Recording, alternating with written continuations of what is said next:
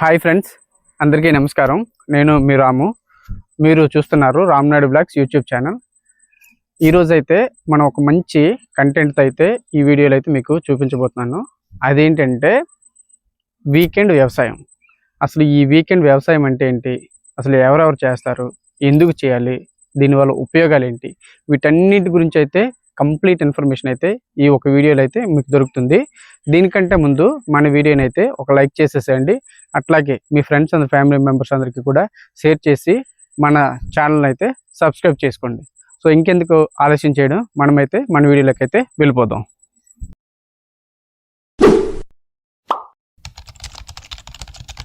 అసలు ఈ వీకెండ్ వ్యవసాయం అంటే ఏంటి అనేది ముందుగా మనం మాట్లాడుకుంటే, చాలామంది ఎంప్లాయీస్ ఉంటారండి. అంటే సాఫ్ట్వేర్ జాబ్ చేస్తున్న వాళ్ళు కానీ, లేదంటే గవర్నమెంట్ దాంట్లో జాబ్ చేస్తున్న వాళ్ళంటే కానీ, ఇంకా వేరే వేరే ప్రైవేట్ ఇన్స్టిట్యూషన్లో జాబ్ చేస్తున్నటువంటి వాళ్ళు కానీ, అట్లాగనే చాలామంది బిజినెస్ చేస్తూ ఉంటారు. వీళ్ళందరికీ కూడా కొంతమందికి కొన్ని కోరికలు ఉంటాయి. నేను ఈ జాబ్ చేస్తున్న దాంతోపాటు నేను ఏదైనా వ్యవసాయం చేసుకోవాలి అనుకునే కొంతమందికి ఒక ప్రత్యామ్నాయమే ఈ వీకెండ్ వ్యవసాయం. అంటే వీకెండ్ అంటే మనకి సాటర్డే సండే అనేది ప్రతి ఒక్కరికి వచ్చేటటువంటి వీకెండ్. ఆ వీకెండ్ని మనం ఈ వీకెండ్ వ్యవసాయం అనే కాన్సెప్ట్ అయితే మనం సద్వినియోగం చేసుకోవచ్చు. ఈ వీకెండ్ వ్యవసాయం అనేది అసలు ఏ విధంగా చేయాలి, ఎవరెవరు చేయాలని మాట్లాడుకుంటే, జనరల్గా మన సాఫ్ట్వేర్ ఎంప్లాయీస్ ఎవరైతే ఉంటారో, సాఫ్ట్వేర్ ఎంప్లాయీస్ కానీ, లేదనుకుంటే బిజినెస్ చేస్తున్న వాళ్ళు, వీళ్ళందరూ కూడా ఎక్కువగా పట్టణాల్లో లేదంటే టౌన్స్లో ఎక్కువగా ఉంటారనమాట. వాళ్ళందరూ కూడా వారాంతంలో అంటే సాటర్డే కానీ సండే కానీ వాళ్ళు దూరంలో ఉన్నటువంటి ఆ ప్రాంతాలని విడిచిపెట్టి పల్లెటూరులోకి వచ్చి, లేదనుకుంటే టౌన్కు దగ్గరలో ఉన్నటువంటి ఒక 25-35 కిలోమీటర్ల దూరంలో ఉన్నటువంటి ఏదైనా వ్యవసాయ క్షేత్రాన్ని, అది 10 గుంటలు అంటే మన తెలంగాణ భాషలో మాట్లాడుకోవాలనుకుంటే 10 గుంటలు కావచ్చు, 20 గుంటలు కావచ్చు, ఇంకెన్నైనా వాళ్ళ స్తోమతను బట్టి, వాళ్ళు వ్యవసాయం చేయగలిగే సత్తాను బట్టి వాళ్ళకు పొలాన్ని ఎంచుకొని అక్కడ ఈ వారాంతంలో అంటే సాటర్డే కానీ సండే కానీ వ్యవసాయం చేయొచ్చు. అలాగే బిజినెస్ చేస్తున్న వాళ్ళు కూడా ఏదో ఒక రోజు వాళ్ళ కోరిక మేరకు సాటర్డే కానీ లేదంటే సండే కానీ సమయం దొరికినప్పుడు, అంటే వీకెండ్ అంటే కంప్లీట్గా వీకెండే రావాలనే కాదు, మనకి జాబ్ చేస్తూ లేదంటే బిజినెస్ చేస్తూ మిగిలినటువంటి సమయాన్ని వృధా చేసుకోకుండా మనం వచ్చి ఈ వీకెండ్లో చేసే వ్యవసాయాన్ని మనం వీకెండ్ వ్యవసాయం అని అంటాం. అసలు ఈ వీకెండ్ వ్యవసాయంలో మనం ఏ ఏ పంటలు పండించుకోవచ్చు అని మాట్లాడుకుంటే, ఈ వీకెండ్ వ్యవసాయం అనేది తక్కువ వ్యవసాయం కాబట్టి, అంటే దాని మీద ఫుల్ ఫ్లెడ్జ్డ్గా మనం అనేది కాన్సన్ట్రేట్ చెయ్యం కాబట్టి మొదట్లో తక్కువగానే స్టార్ట్ చేయాలి. అంటే మనకి ఒక 2 సెంట్లు 3 సెంట్లు 10 సెంట్లు ఎంతో కొంత, అంటే ఎంత వీలైతే తక్కువ అంత తక్కువ దీంట్లో మనం వ్యవసాయం స్టార్ట్ చేయాలి. అందులో రకరకాల కూరగాయలు పండించుకోవచ్చు, లేదనుకుంటే తీగజాతి కూరగాయలు పండించుకోవచ్చు, లేదంటే ఆకుకూరలైనా పండించుకోవచ్చు. వీటన్నిటినీ కూడా మనము మన ఫ్యామిలీకి కూడా ఒక ఆర్గానిక్ ఫుడ్ ఏదైతే ఉంటుందో దాన్ని కూడా ఇచ్చేవాళ్ళం అవుతాం. ఈ వీకెండ్ వ్యవసాయం వల్ల అయితే ఎవరైతే ఉంటారో యూత్ ఉంటారు కదా, మనకి 21 సంవత్సరాల నుంచి ఒక 30 సంవత్సరాల మధ్య ఉన్నటువంటి ఎవరైనా సరే ఎంప్లాయీస్ అవ్వచ్చు, వాళ్ళందరికీ కూడా వాళ్ళు చేస్తున్న ఉద్యోగంలో అయితే చాలా స్ట్రెస్ ఫీల్ అవుతారు. ఇప్పుడున్న కార్పొరేట్ తాలూకా వ్యవస్థను బట్టి కానీ, లేదంటే బిజినెస్తో ఉన్నటువంటి కాంపిటేటివ్నెస్ని బట్టి కానీ చాలా ప్రెజర్ ఫీల్ అవుతున్నారు. దానికి ప్రత్యక్షంగా నేను కూడా ఒక ఎగ్జాంపుల్నే.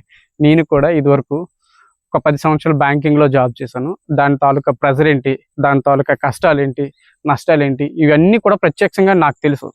సో అందుకోసం చెప్పేసి ఈ వీకెండ్ వ్యవసాయము మనం చేసినప్పుడు అక్కడ ఉండే అలసట ఏదైతే ఉంటుందో ఎంతో కొంత సేద తీరాలనే ఉద్దేశంతో ఈ రోజుల్లో అయితే చాలామంది పబ్బులకి వెళ్ళి, బార్లకి వెళ్ళి వాళ్ళ అలసట తీర్చుకునే కార్యక్రమాలు అయితే చేస్తూ ఉన్నారు. సో దానికి ప్రత్యామ్నాయంగా ఈ వీకెండ్ వ్యవసాయం అనేది ఒక మంచి ఏర్పాటు అయితే జరుగుతుంది.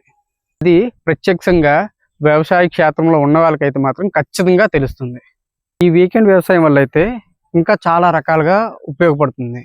ఏంటంటే, ఈ రోజుల్లో ఎవరైతే ఈ కార్పొరేట్ ఉద్యోగ వ్యవస్థ అయితే 9 to 9 జాబులు చేస్తూ ఉన్నారో వాళ్ళందరికీ కూడా ఆరోగ్యపరంగా కూడా చాలా ఏంటంటే ఊబకాయం కానీ, లేదంటే ఇంకా శరీరానికి సంబంధించి కాలేయానికి సంబంధించి చాలా జబ్బులు బారి పడుతూ ఉన్నారనమాట. అంటే దానికున్న ప్రెషర్‌ని బట్టి.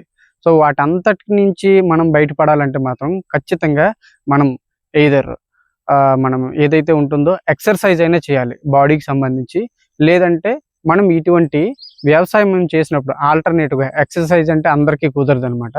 సో అటువంటప్పుడు ఇటువంటి వీకెండ్ వ్యవసాయాన్ని వాళ్ళు ఆల్టర్‌నేటివ్‌గా చేసుకునేటప్పుడు ఏంటంటే వాళ్ళనేది ఖచ్చితంగా ఒక కష్టం అంటే ఏంటో తెలుస్తుందనమాట. చెమటొచ్చి వ్యవసాయం చేయాలి కాబట్టి ఖచ్చితంగా వాళ్ళకి కూడా ఒక ఈ ఊబకాయానికి సంబంధించి ఏదైనా వ్యాధులు ఉన్నా సరే, షుగర్‌కి సంబంధించి, డయాబెటిక్‌కి సంబంధించి ఇటువంటి ఏ ఉన్నా సరే మనం అనుకోకుండా, తెలియకుండా వ్యవసాయంలో మన ఏదైతే శరీరం ఉంటుందో శరీరాన్ని చాలా కష్టపడతాం కాబట్టి దానికి సంబంధించి వ్యాయామం అనేది సెపరేట్‌గా చేయాల్సిన పని ఉండదు. అట్లాగనే మనం ఏదైతే ఉంటుందో ఈ వ్యవసాయంలో చేసేటప్పుడు ఏంటంటే మనకి తెలియకుండానే చాలా క్వాలిటీస్ అయితే డెవలప్ అవుతాయి. ఈ వీకెండ్ వ్యవసాయం వల్ల అయితే ఇంకా చాలా లాభాలు ఉన్నాయండి. దాని గురించి మనం మాట్లాడుకోవాలనుకుంటే మనము ఈ వీకెండ్ వ్యవసాయం చేయడం వల్ల ఏంటంటే మన ఫ్యామిలీకి మంచి ఆర్గానిక్ ఫుడ్ అయితే ఇవ్వగలుగుతామంట. ఇప్పుడున్న జీవన శైలిలో అయితే మనం అందరం కూడా జంక్ ఫుడ్‌లకి అలవాటు పడిపోయాం కదా! అటువంటి దాన్ని క్రమక్రమంగా తగ్గించుకొని మనం ఎవరైతే ఉన్నామో మన సొంతంగా చేసినటువంటి వ్యవసాయంలో పండించినటువంటి కూరగాయలు గానీ, లేదంటే ఆకుకూరలు గానీ, లేదంటే ఇంక ఏవైనా పండ్లు గానీ వీటన్నిటిని పండించినప్పుడు మనము మన ఫ్యామిలీతో ఆ 2 రోజులు వచ్చి అక్కడ స్పెండ్ చేసినప్పుడు మనకుండే ఆ హ్యాపీనెస్ అనేది మనకి హెల్తీ పరంగా కూడా చాలా ఉపయోగపడుతుందనమాట. అంతేకాకుండా మనము ఈ వారాంతంలో ఒక్కోసారి రావడం అంటే కొంతమంది వాళ్ళు జాబ్ చేస్తున్నటువంటి ప్లేసెస్‌కి ఒక 25 కిలోమీటర్లు, 30 కిలోమీటర్ల దూరంలో ఉండడం వల్ల ఏంటంటే లేదనుకుంటే 100 కిలోమీటర్స్ దూరంలో ఉండడం. అంటే దూరం ఏదైనప్పటికీ కూడా మనము మన పేరెంట్స్‌కి ఏదైతే ఉంటున్నామో చాలా దూరంలో ఉండాల్సొస్తుందనమాట. సో ఈ వీకెండ్ వ్యవసాయంలో మనం ఏంటంటే ఒక హాబీగా చేసుకొని మనము వీకెండ్‌లో మన సొంత ఊరికి రావడం గానీ, లేదంటే మనం ఎక్కడైతే ఫార్మింగ్ చేద్దాం అనుకుంటున్నామో ఆ ప్లేస్‌కి వెళ్ళడం వల్ల గానీ, మన సొంత ఊరికి వచ్చినట్టయితే మన ఫ్యామిలీ రిలేషన్స్ అయితే చాలా హ్యాపీగా బాండింగ్ అనేది క్రియేట్ చేసుకోగలుగుతాం. ఇప్పుడున్న కార్పొరేట్ వ్యవస్థలో కూలిపోయినటువంటి ప్రతి ఒక్కరికి కూడా తెలుస్తుంది. అంటే తల్లిదండ్రులకు దూరంగా ఉండడం, సొంత భార్య బిడ్డలకి కూడా కొంతమంది దూరంగా ఉండే పరిస్థితి అయితే ఉంది.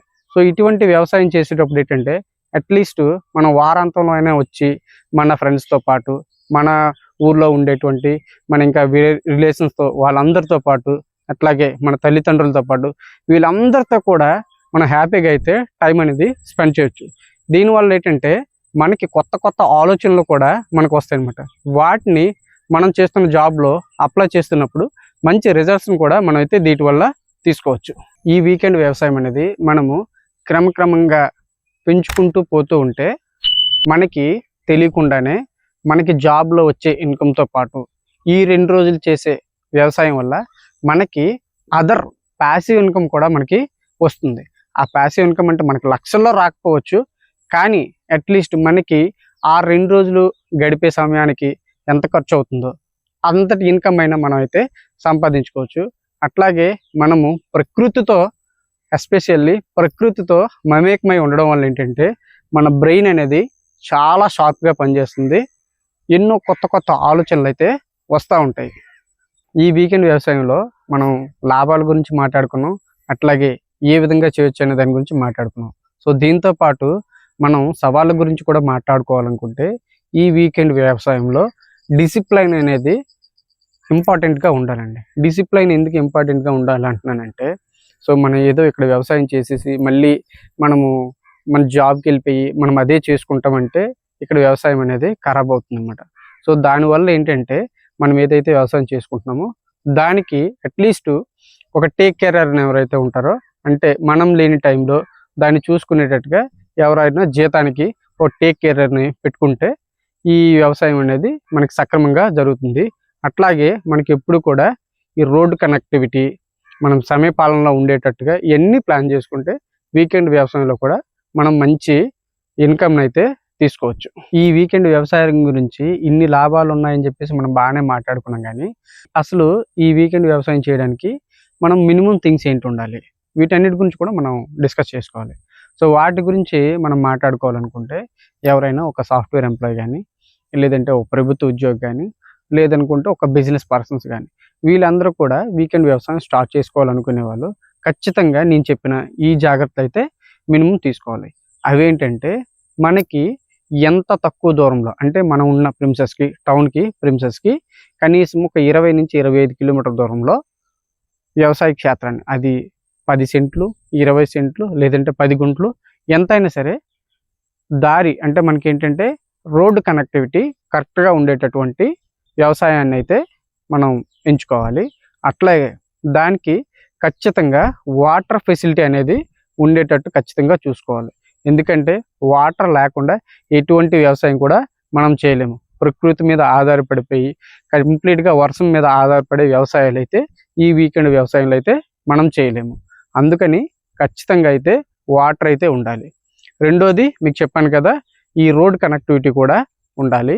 అలాగే మూడో దాని గురించి మాట్లాడుకుంటే మనం ఏదైతే ఈ తక్కువలో తక్కువ చేసుకునే వ్యవసాయం అయినా ఉంటుంది కదా, మన ఫ్యామిలీకి సరిపడిపోయే కూరగాయలు కానీ ఆకుకూరలు కానీ వాట్ ఎవర్ ఇట్ ఈస్ వ్యవసాయంలో మీరు ఏది చేయగలిగితే అది మనకి కుటుంబానికి సంబంధించి మనం చేసుకుంటూ మీకు మిగిలిన పంటల్ని మనం దగ్గరలో ఉండే ఏదైనా మార్కెట్కి మనము వెళ్ళి అమ్ముకునే పరిస్థితి అయితే ఉండాలి. అటువంటప్పుడు మాత్రం ఈ వీకెండ్ వ్యవసాయం అనేది లాభదాయకంగా కూడా మనకు ఉంటుంది. మాకు అందరికీ బాగానే చెప్తున్నారు కానీ అసలు మీరు ఈ వీకెండ్ వ్యవసాయం చేస్తున్నారని చెప్పేసి చాలా మందికి అయితే డౌట్ రావచ్చు. ఎస్ అండి, నేను కూడా గత 10 సంవత్సరాలు అయితే ఒక బ్యాంకులో అయితే జాబ్ చేశాను. దాని తర్వాత నుంచి బయటకు వచ్చేసేసి నేనైతే ప్రజెంట్ అయితే ఒక బిజినెస్ కూడా రన్ చేస్తున్నాను అనమాట. సో నేను కూడా మీ అందరిలాగా ఇప్పుడు ఏదైతే చెప్పానో వీకెండ్ వ్యవసాయం మాత్రమే చేస్తూ ఉన్నాను, ఫుల్ ఫ్లెడ్జ్డ్గా అయితే చేయట్లేదు. బట్ దాని మీద నేను గత 4 సంవత్సరాల నుంచి ఈ వీకెండ్ వ్యవసాయం అనేది చేస్తున్నాను కాబట్టి దాని మీద అయితే నాకు పూర్తిగా అవగాహన అయితే వచ్చింది. సో ఆ అవగాహనతోనే చూడండి ఇవన్నీ కూడా నేను పండిస్తూ ఉన్నాను. ఇదైతే చిక్కుడు మొక్కలు, ఆ పక్కన వచ్చేసేసి మనకి వంగ చేను ఉంది, పక్కన అదిగోండి బెండ సాగు చేస్తూ ఉన్నాను. ఇంకా అలాగే అటువైపు చూసుకుంటే ఇంకా ఆకుకూరలు ఉన్నాయి, అట్లాగే బీరకాయలు సాగు చేస్తూ ఉన్నాను. ఇంకా చాలా రకాల కూరగాయలు చేస్తున్నాను. అట్లాగే వాణిజ్యపరంగా మిరప తోట పెంచుతూ ఉన్నాను. అట్లాగనే ఇదిగోండి చూసారు కదా, ఇవన్నీ కూడా శ్రీగంధం మొక్కలు అనమాట. ఈ శ్రీగంధం మొక్కలు కూడా నేను పెంచుతూ ఉన్నాను. ఇదంతా కూడా నేను ఫుల్ ఫ్లెడ్జ్డ్గా కాకుండా వీకెండ్ వ్యవసాయంలోనే చేస్తూ ఉన్నాను. ఈ వీడియో అయితే మీ అందరికీ కూడా బాగా నచ్చిందని నేనైతే అనుకుంటున్నాను.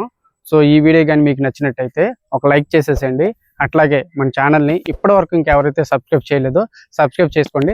అలాగే మన పక్కన ఉన్నటువంటి బెల్ సింబల్ని అయితే ఎనేబుల్ చేసుకోవడం వల్ల మనం చేసే వీడియోస్ అన్ని కూడా డైరెక్ట్గా మీ ఫోన్లోకి అయితే వచ్చేస్తాయి. ఇంకా ఆలస్యం చేయకుండా ఒకళ్ళు వీడియో అయితే లైక్ చేసేయండి. Thank you.